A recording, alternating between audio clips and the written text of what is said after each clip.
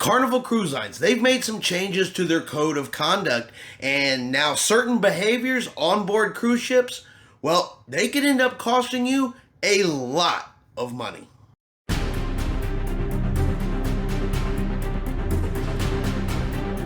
Chris here with High Seas Cruising, and welcome to today's video. Alright, I got a couple of Carnival Cruise Line stories for you today. And first, I want to start off with Carnival Cruise Line's changes to the room service menu. Now, we talked about it a couple weeks ago with changes Carnival was making, and one of the things that they were going to be doing was making some changes to the room service menu by adding pricing. So things were now going to start to cost you money. There weren't going to be as many free items or complimentary items on the room service menu. Now, at the time we did that story, we didn't know exactly what the pricing was going to be, and now we do. So I'm going to go ahead and put up the new room service menu here for you right now. Now, the breakfast menu is still going to be complimentary, so you'll still have the option of a continental breakfast between 6 a.m. and 10 a.m., and this here is a list of everything that is still complimentary during that time period. So you can still get fruits and cereals, you can still get things from the bake shop, you can still get yogurt, breakfast sandwiches, beverages, and condiments during breakfast that is complimentary for continental breakfast. And where the changes come is when it is not continental breakfast and when it is not complimentary, but I'm going to leave this up here on the screen for a minute in case you need to pause to take a look at exactly what is available. And this is going to be the new room service menu. Now, this is from 10 a.m. to 6 a.m. and this is where you will get charged if you order anything from room service during this time. All right, so you can see, a Greek salad is $5, a roasted turkey wrap is $6, peanut butter and jelly is $5, wings are $7, killer chicken quesadilla is $6, fudge brownie is $5. They have something light, sandwiches, more to snack on. If you want something sweet, you can still get beverages. Now keep in mind though, a pot of coffee between 10 a.m. and 6 a.m. will now cost you $3. Then you can see the sodas and beers that are available. And that's going to be Carnival Cruise Line's new room service menu. Like I said, we had talked about this in the past. I just wanted to show you an exact copy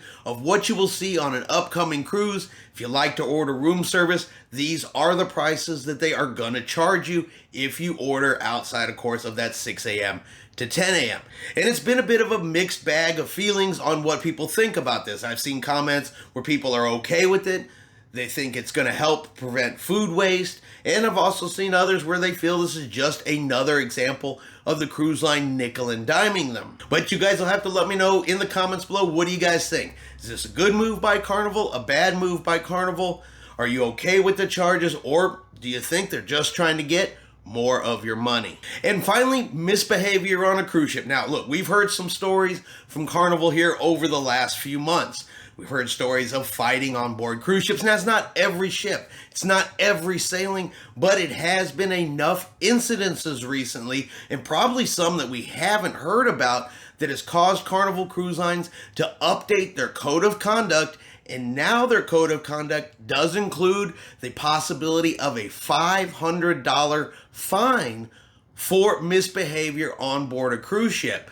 Plus, they've added some language in there that says they could also charge you for any additional expenses that occur, such as your detainment or disembarkation from the ship. Well, now there's the possibility that they're going to add that to you as well. Any violation of our code of conduct may result in a fine of $500 and reimbursement of expenses incurred by Carnival as a result of the detainment or disembarkation. Now, while it doesn't list a specific amount that these fees could be, they will vary from case to case, but they could include different things like fees charged by local law enforcement that have to come out to the ship, late docking fees, port taxes, fuel surcharges. And these would be in addition to anything that already is going to cost that passenger to have to travel back home. You get disembarked any place other than your home port, Of course, it is that passenger's responsibility to get themselves home at their own expense. So misbehavior on a ship now could not only cost you the expense of getting back home,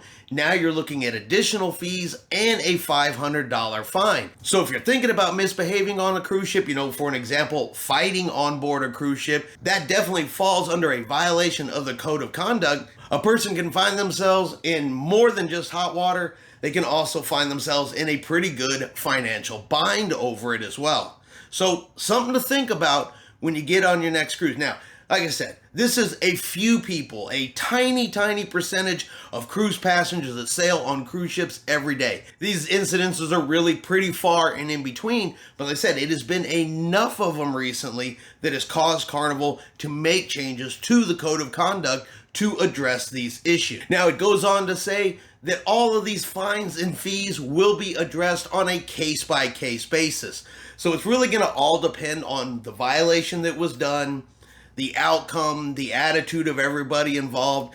Probably is going to be the biggest determinations of whether or not these fines are going to be assessed and how they're going to be assessed. So it's not an automatic thing. It's like I said, it will be a case-by-case basis to determine those. And if you go in and read the actual code of conduct, you will see that there are different things in there that can be considered violations, things that Carnival is looking for, and things that you can possibly be fined for. Our experience has taught us that everyone has a better time when children are supervised, noise in the hallway is kept to a minimum, guests follow cues, and that a spirit of community and neighborliness is shown by all. Now, not everyone out there may think this is fair. Not everyone out there may agree with Carnival's choices, but I do want to point out that anytime you book a cruise, you sign a cruise contract and you've already agreed to abide by Carnival's code of conduct. The second you book your cruise and when you board that ship, look, you've already agreed to everything in the code of conduct. It is part of the cruise contract. So just understand that if you get on a Carnival cruise ship and you do something that seriously violates the code of conduct, you can't act surprised when they hit you with that $500 fine. You can't act surprised when they put these other fees and fines on you because you've already agreed to them simply by booking the cruise. And again, not everybody. Few and far between. 99% of cruise passengers will never ever encounter anything involved in this code of conduct because they get on the ship and they just enjoy their vacation. But for those that may be thinking about it, just know there's an expensive road ahead for you. All right, and that's going to be our cruise news for today. If you've enjoyed today's video, do me a favor and hit that like button. If you haven't done so yet, do me a favor and hit that subscribe button. It is free to do so. Helps our channel grow. Lets you know anytime we put out a new video. Hope everyone out there has a really great day, and like always, we will see you out on the high seas.